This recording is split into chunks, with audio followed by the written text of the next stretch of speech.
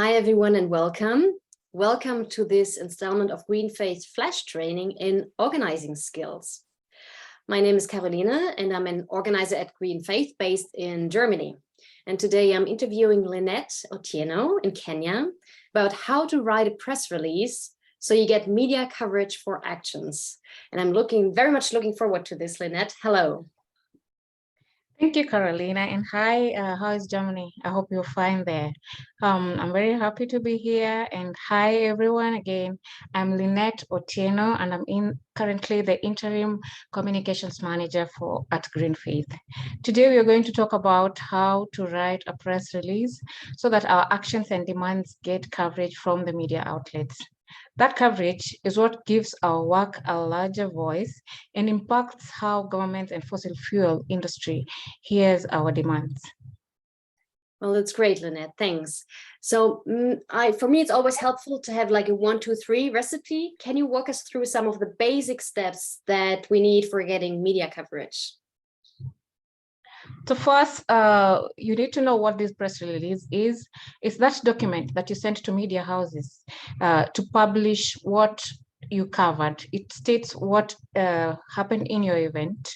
And basically what you need to do is to get research on information about the people you want to send this, the journalists you want to send to, or the media houses you want to send your press release to, so that you maximize on the opportunity to get more coverage. So the press release needs to be sent with photos, again, to maximize the chances of your action being published in form of words or in form of content plus images. Should they be video? Could they be video or photos? Whatever you have, send it together with the press release. So this helps journalists to read, the ones who are doing TV or radio, and it also helps the print people to see what to write, and the photos can accompany the stories that the print people do. So you need to prepare to talk to the media on the day of the action, besides what your press release contains. So that basically is the trick.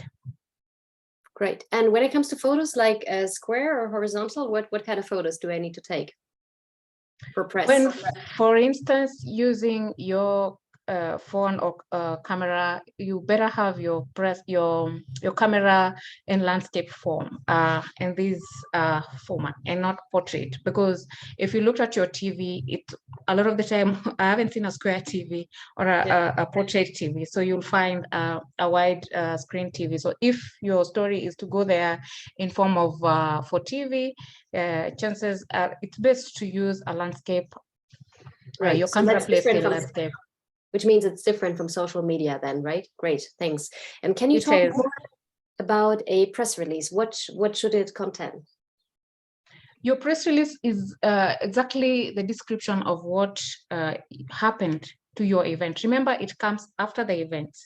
It's different from the media invite or the press invite that you send just before your activity takes place.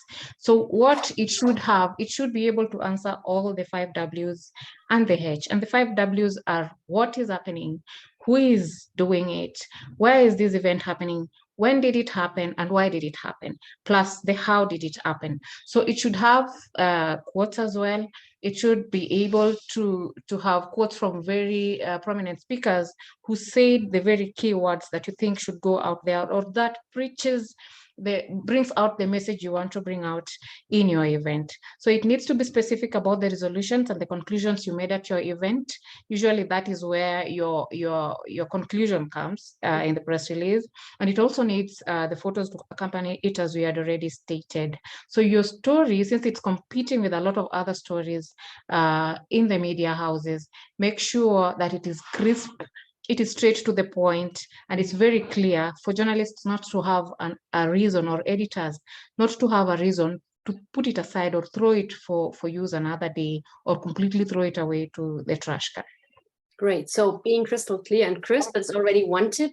Do you have another tip that you've already learned from writing so many press releases and that everyone should know?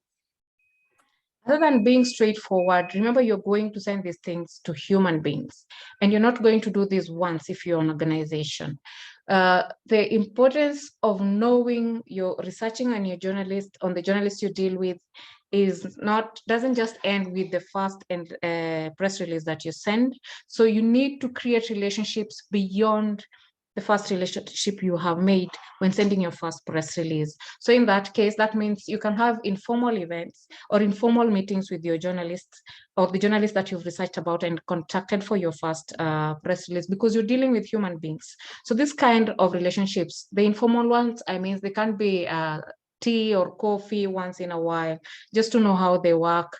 You can invite them when you have opportunities in your in your organization, such as trips, like when we have trips to COP, you may decide to sponsor one journalist or two.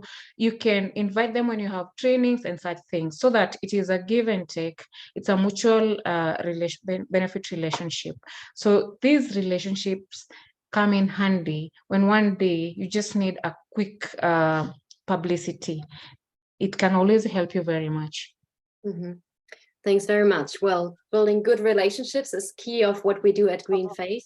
Thanks for joining today, to the audience for coming to this installment of GreenFaith Flash Training and Organizing Skill. And I want to repeat once more why we're doing it, and because it's so beautiful.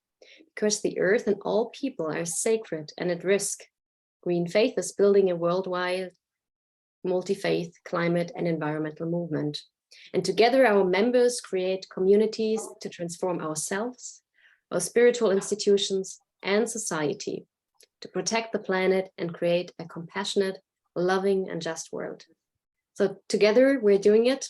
Come and join us, and thanks. Thank you, Carolina.